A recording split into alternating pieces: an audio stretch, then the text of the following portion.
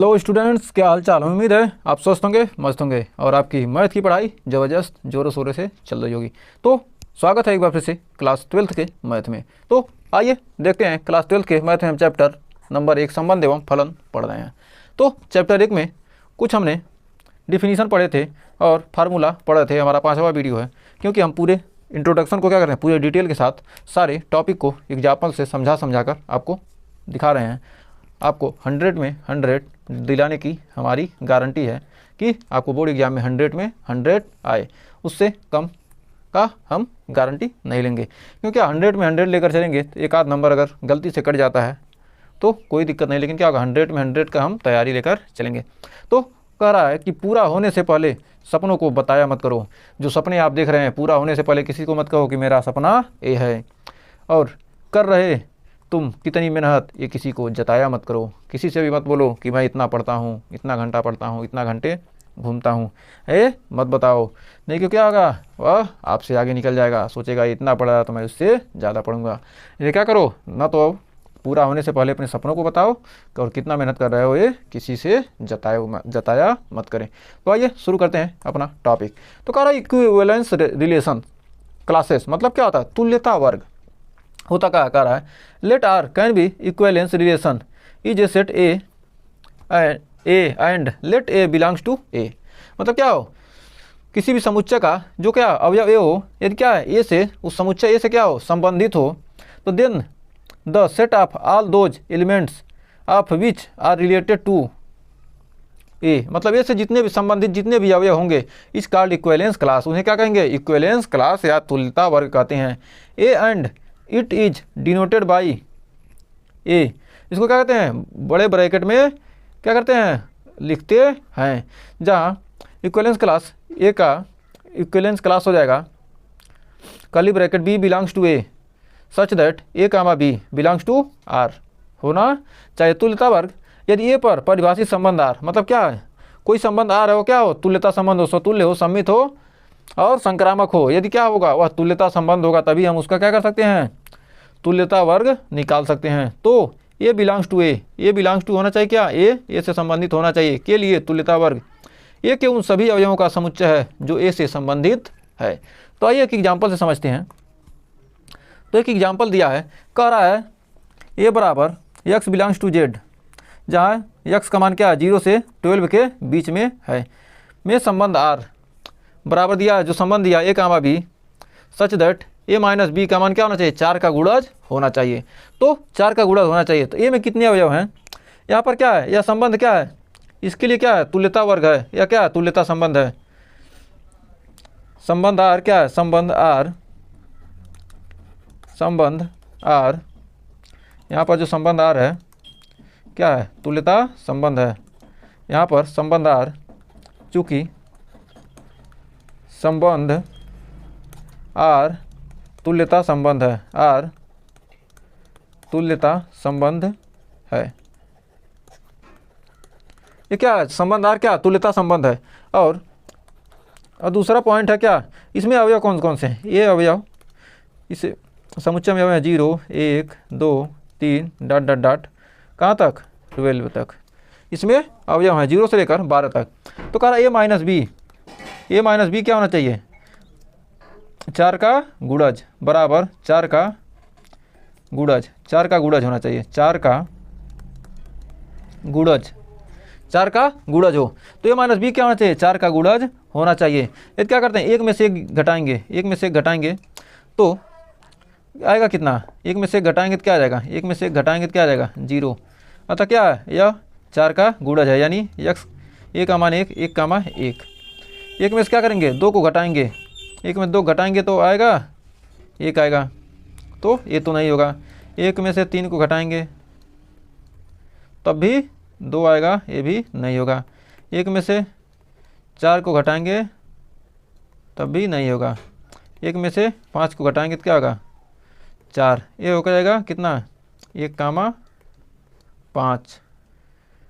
और इसी प्रकार क्या होगा, एक में से 9 को घटाएंगे तो क्या हो जाएगा, 1 कामा 8 आएगा, 1 कामा 8, 1 कामा 9 है ना, तो 1 कामा क्या देगा, 1 कामा 9, और 13 में से 4 जाएगा तो क्या हो जाएगा, 1 कामा 9, 1 में से 9 हो गया और 1 माइनस 13, 13 तो घटेगा नहीं, तो क्या हो जाएगा यहाँ पर हो जाएगा 1 कामा 1। अब 2 में से क्या करेंगे, 2 में से 2 घटाएंगे और 0 में से क्या करेंगे, 0 भी घटाएंगे, तो 0 माइनस 0 घटाएंगे तब भी तो हमको क्या मिलेगा, 0, 0 माइनस 4 घटाएंगे तो क्या आएगा, 0 कामा 4, फिर 0 कामा 0, 0 कामा 4।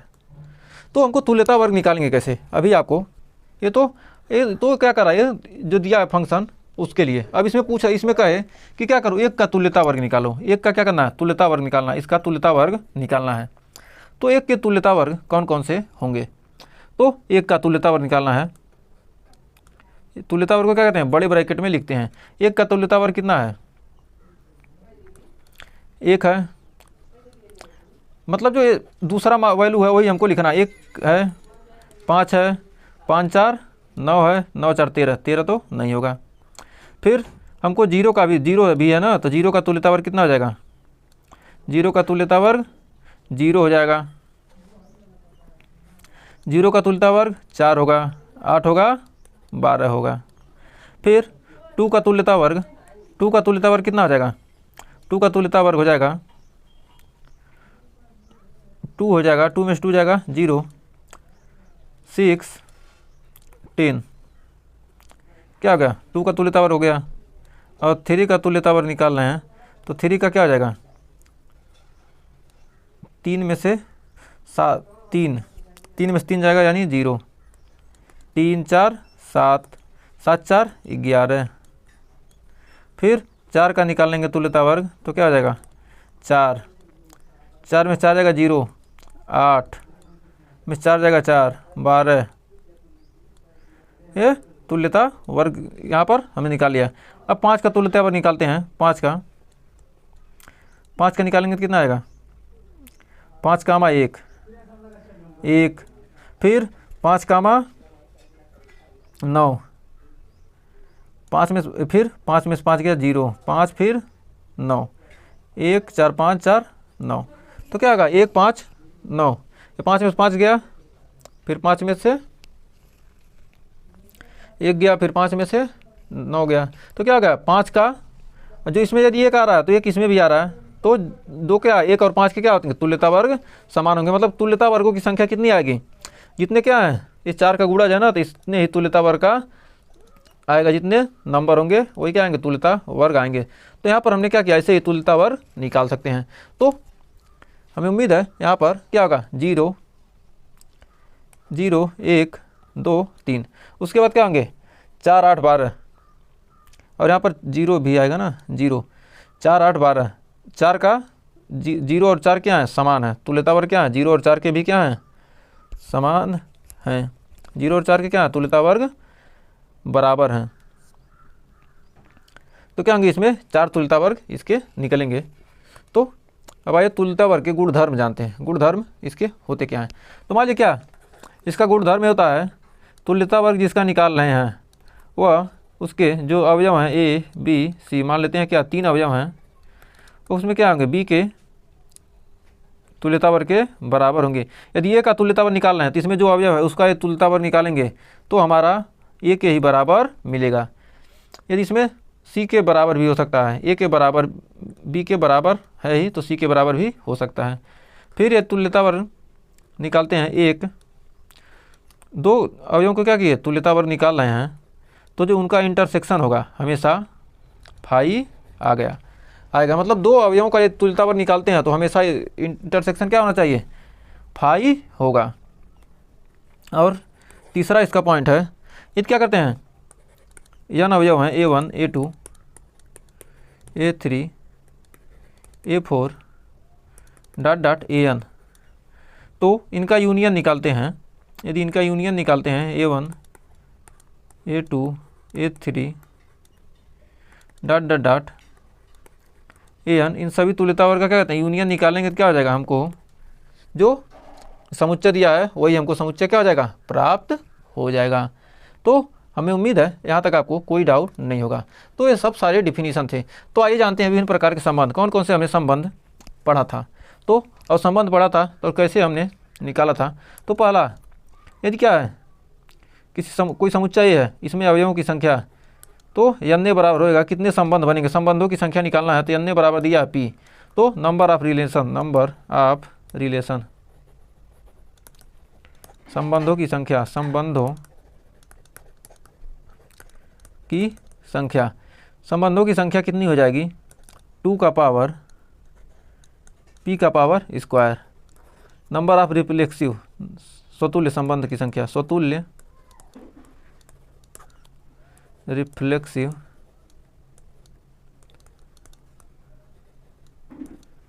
संबंध की संख्या, रिफ्लेक्सिव संबंधों की संख्या क्या है 2 का पावर p का स्क्वायर माइनस p। तीसरा, नंबर ऑफ सिमेट्रिक रिलेशन,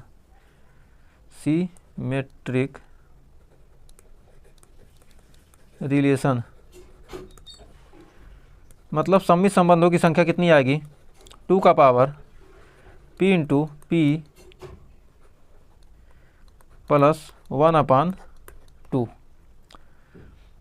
सममित, सिमेट्री मतलब क्या, सममित। और चौथा कह रहा है कि नंबर ऑफ इक्विवेलेंस मतलब तुल्यता संबंध, number of equivalence relation, number of equivalence relation,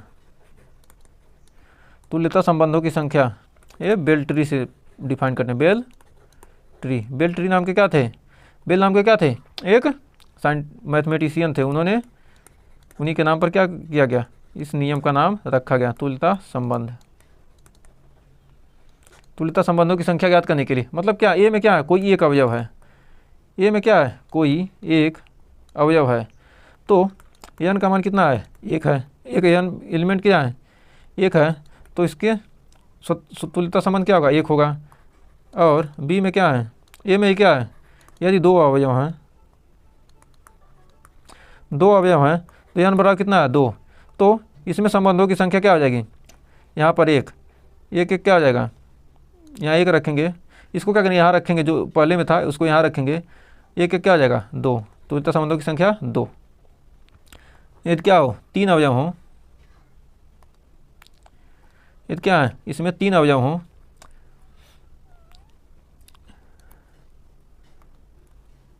इसको यहाँ रख देते हैं एक बार,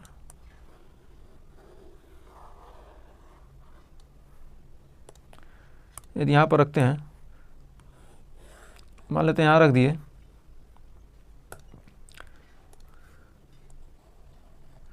तो यहाँ तक हमने वहाँ लिख लिया था। अब इसको देखिए यहाँ पर रखते हैं, तो क्या होगा, ए में क्या है, यदि 3 अवयव हैं तो 3 अवयव हैं तो क्या होगा, n का मान 3 है, तो यहाँ पर 2 को यहाँ रखेंगे और 2 1 हो जाएगा 3, 2 1 हो जाएगा 3 और 3 2 5। अब यहीं पर क्या होता 1 3 5 7, यदि n बराबर क्या हो 4 होता, n बराबर 4, n बराबर क्या होता, यदि n बराबर 4 हो तो n बराबर 4 अवयव हों, तो यहाँ पर हो जाएगा कितना, 5 को यहाँ रखेंगे तो 5 2 7, 7 3 10, 10 5 15, तो संबंधों की संख्या कितनी आ जाती, 15 आ जाती। तो हमें उम्मीद है यहाँ तक आपको कोई डाउट नहीं होगा। तो देखिए एक एग्जाम्पल दिया है, कह रहा है कि यह बताइए कि कौन कौन सा संबंध है। स्वतुल्य के लिए क्या करते हैं, पहला स्वतुल्य है कि नहीं, तो स्वयं का स्वयं से संबंध है, 1 का 1 से, 2 का 2 से, 3 का 3 से, तो क्या है स्वतुल्य है। सम्मित 1 का 1 से है, 1 का 2 से है, तो 2 का 1 से है नहीं, तो सम्मित नहीं है।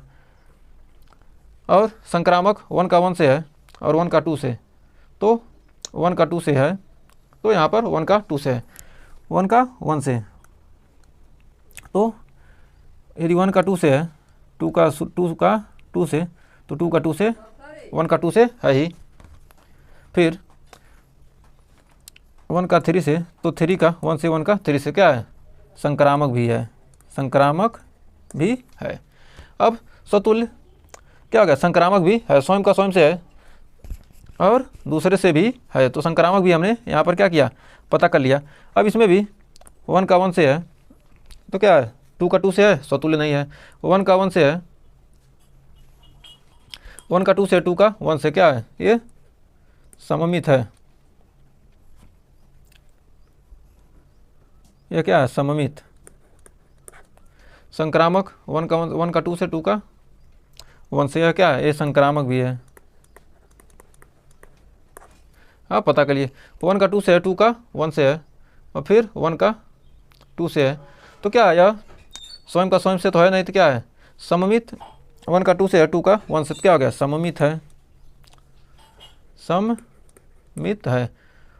1 का क्या है, 2 से, 2 का 1 से, तो देखिए 1 का 2 से है, 2 का 1 से, और 1 का 1 से है नहीं, 1 का 1 से नहीं है, तो क्या है, यह संक्रामक नहीं है, संक्रामक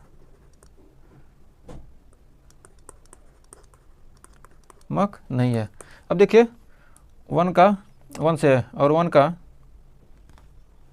फिर 1 से क्या है, 1 से शुरुआत है, तो 1 का 2 से, तो 1 का 2 से है ही, 1 का 2 से है, और 2 का 1 से है, तो 1 का 1 से शुरू है, तो 1 का 1 से, तो 1 का 1 से हो जाएगा, ये तो क्या है, संक्रामक है। अभी देखिए 1 का 1 से था, तो 1 का 2 से, तो 1 का 2 से है ही, फिर 1 का 3 से था और 3 का 1 से है, तो 1 का 3 से है ही, 2 से तो शुरुआत ही नहीं है, तो क्या संक्रामक है ही। तो क्या होना चाहिए, यदि ए का संबंध संक्रामक के लिए, क्या संक्रामक के लिए, अब यहाँ पर देखिए, यहाँ पर स्वतुल्य संबंध के लिए क्या, ए कामा ए बिलोंग्स टू आर। यदि ए कामा ए बिलोंग्स टू आर, तो सभी ए क्या होना चाहिए, बिलोंग्स टू ए होना चाहिए। सम्मित के लिए क्या हो, ए comma B belongs to R, तो बी कामा ए भी बिलोंग्स टू आर होना चाहिए। और संक्रामक संबंध में A comma B belongs to R और B comma C belongs to R, तो ए कामा सी भी क्या होना चाहिए, बिलोंग्स टू आर होना चाहिए। और स्वतुल्य, सम्मित और संक्रामक तीनों हो, जब संबंध क्या होगा, स्वतुल्य हो, सम्मित हो, संक्रामक हो, तो क्या हो, तो कह सकते हैं कि वह संबंध क्या, तुल्यता संबंध है। तो अब आइए देखते हैं एग्जाम्पल दूसरा क्या कह रहा है। तो देखिए सबसे पहले स्वतुल्य संबंध के लिए, स्वतुल्य संबंध को कैसे सिद्ध करेंगे। कह रहा है कि T1 T2 के क्या है, समस्त त्रिभुजों का समुच्चय, किसी समतल में स्थित क्या है, समस्त त्रिभुजों का एक समुच्चय है, जहाँ T में R बराबर दिया T1 T2 था, T1 T2 के क्या सर्वांग सम है, तो एक संबंध सिद्ध कीजिए कि यार एक क्या तुल्यता संबंध है। कह रहा है T1 T2 के सर्वांग सम है, T1 T2 के सर्वांग सम है, सर्वांग सम है। तो T1 T2 के सर्वांग सम है, तो क्या स्वयं के सर्वांग सम, तो कोई भी त्रिभुज क्या होगा, स्वयं के सर्वांग सम, तो T1 क्या होगा, T1 बिलोंग्स टू क्या होना चाहिए, T1 क्या ना R होना चाहिए, तो R एक क्या स्वतुल्य संबंध है। तो T1 T2 के सर्वांग सम है, तो T1 भी क्या होगा, T1 के सर्वांग सम होगा, T1 के सर्वांग सम होता है, T1 बिलोंग्स टू R, तो R एक क्या है, R एक स्वतुल्य संबंध है। तो R क्या एक स्वतुल्य संबंध है। तो अब सममित के लिए, सममित दूसरा पॉइंट क्या कर रहा है, सममित कर रहा है, तो सममित दर्शाने के लिए माना T1 कामा T2, एक सेकेंड, माना T1 कामा, एक सेकेंड, माना T1 comma T2 belongs to R, क्या है, T1 comma T2 belongs to R, तो क्या है T1 T2 के क्या है, T1 T2 के सर्वांग सम है, T2 के सर्वांग सम है। तो T1 T2 के सर्वांग सम है, तो क्या होगा, T2 T1 के सर्वांग सम होगा, T2 T1 के सर्वांग सम होगा ही, सर्वांग सम है। T1 T2 के सर्वांग सम है, तो T2 भी क्या है, T1 के सर्वांग सम हो जाएगा, तो अगर T2 belongs to T2 comma T1 belongs to R, अतः क्या है, अतः R एक सममित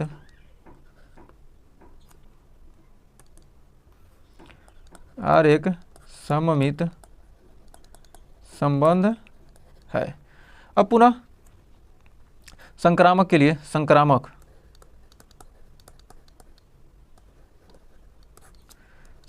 के लिए यहाँ पर देखते हैं संक्रामक संबंध के लिए। संक्रामक के लिए क्या रहा, माना संक्रामक के लिए मान लेते हैं, माना T1 comma T2 belongs to R तथा T2 comma T3 belongs to R। T1 T2 के सर्वांग सम है, सर्वांग सम है तथा T2 T3 के सर्वांग सम है। तो T1 T2 T3 आपस में सर्वांग सम होंगे, सर्वांग सम है। T1 T2 T3 क्या आपस में सर्वांग सम है। अतः T1 T3 क्या है, अतः T1 T3 के सर्वांग सम, अतः T1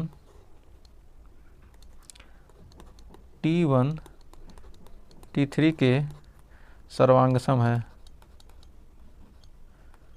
सर्वांग सम है। तो T1 comma T3 belongs to R। R एक क्या है, R एक संक्रामक संबंध है, R एक संक्रामक, R एक क्या है, संक्रामक संबंध है, संक्रामक संबंध है। R एक क्या संक्रामक संबंध है, तो क्या हो जाएगा R, तो लिख सकते हैं R स्वतुल्य सममित तथा संक्रामक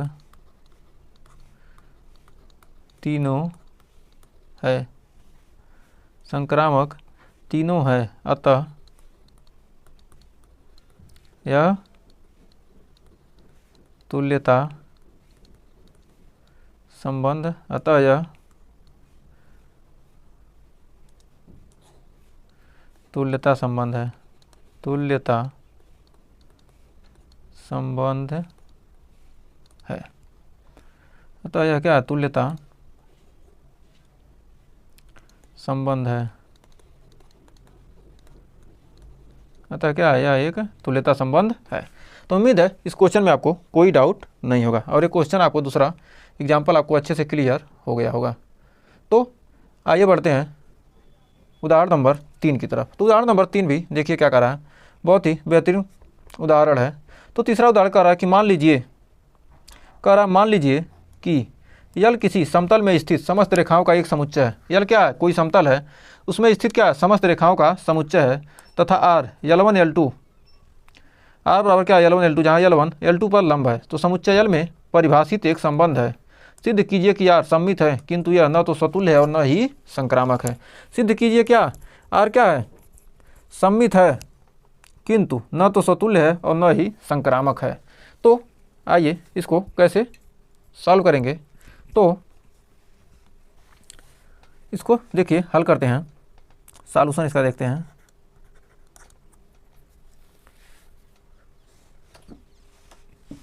तो इसको हल करने के लिए बहुत ही सिंपल सा मेथड लगेगा। R सच दैट, R बराबर दिया क्या, L से L में क्या है, परिभाषित है, L से L में क्या है, परिभाषित है, और दिया है R बराबर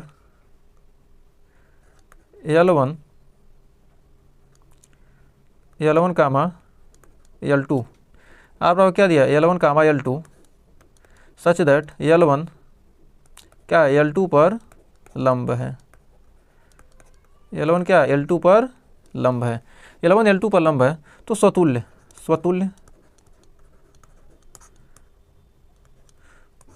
स्वतुल्य को सिद्ध करेंगे कैसे कि L1 पर लंब नहीं हो सकता L1 क्या होगा L1 पर लंब नहीं हो सकता, अतः इसलिए कह सकते हैं L1 comma L1 does not belongs to R, R से क्या संबंधित नहीं है, अतः R स्वतुल्य नहीं है, अतः R क्या है स्वतुल्य नहीं है। अब सममित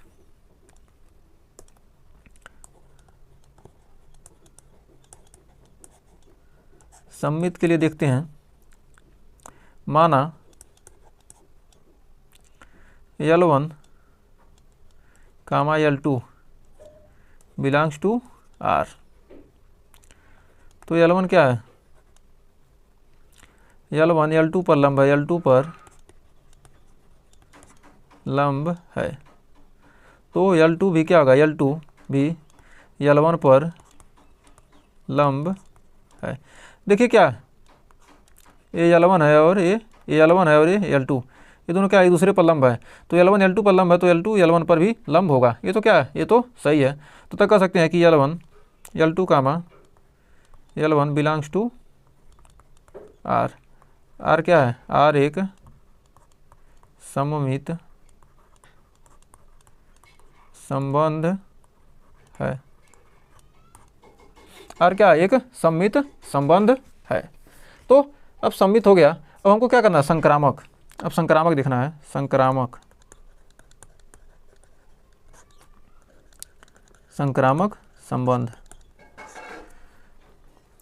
संबंध के लिए तो मान लेते हैं क्या, माना L1 L2 belongs to R, L1 L2 क्या है बिलोंग्स टू R, तथा L2 L3 belongs to R। L1 L2 पर लंब है, L1 क्या है L1 L2 पर क्या है लंब है, तथा L2 L3 पर लंब है। तो L1 L2 पर लंब है, L2 L3 पर लंब है। तो मान लीजिए क्या ये क्या है ये L2 रेखा है, तो L2 पर क्या L1 भी लंब है, L1 भी लंब है, ये L1 हो गया और L3 भी लंब है। तो L2 पर क्या हो गया L1 और L3 क्या हो गए लंब हो गए। लेकिन क्या रहा है चूंकि क्या देख रहे हैं, चूंकि हम देख रहे हैं L1 और L3 क्या है समांतर है, चूंकि L1 व L3 समांतर हैं, L1 व L2 के लंबवत नहीं है, L1 व L3 क्या है L1 के लंबवत, L3 क्या है L1 के लंबवत नहीं है जो। तो क्या करना यहाँ पर चाहिए क्या L1 L2 के लंबवत हो, L2 L3 के है, तो L1 L3 के लंबवत होना चाहिए, L1 L3 के लंबवत नहीं है, चूँकि L1 व L3 क्या है समांतर है, L1 और L3 क्या है समांतर हैं, L1 L3 के लंबवत नहीं है, L1 क्या है L3 के लंबवत नहीं है, अतः L1 comma L3 does not belongs to R, अतः R क्या है, अतः R संक्रामक संबंध नहीं है, अतः R क्या है संक्रामक संबंध नहीं है, क्योंकि क्या है जब लंबवत नहीं है जो हम चाह रहे हैं वो तो दिया ही नहीं है, तो कह सकते हैं कि यह क्या संक्रामक संबंध नहीं है। तो हमें क्या करना सिद्ध करना था, क्या R सममित है किंतु न तो स्वतुल्य है और न ही संक्रामक है। तो क्या है, आर संक्रामक संबंध नहीं है, ये भी हो गया। आर क्या है, सम्मित है, स्वतुल्य नहीं है। तो हमने क्या किया, ये तीनों प्रूफ कर दिया। तो उम्मीद है इस क्वेश्चन में आपको कोई डाउट नहीं होगा। तो हमें उम्मीद है ये 2 एग्जाम्पल आपको अच्छे से क्लियर हो गए होंगे। तो आज के लिए बस इतना ही रहने थे, इसके आगे का एग्जाम्पल हम नेक्स्ट वीडियो में देखेंगे। अगर यहाँ तक वीडियो पसंद आए तो वीडियो को लाइक शेयर कीजिएगा और चैनल पर पहली बार किए चैनल को सब्सक्राइब जरूर कीजिएगा। मिलेंगे नेक्स्ट वीडियो में इसके आगे का एग्जाम्पल लेकर, तब तक के लिए टेक केयर।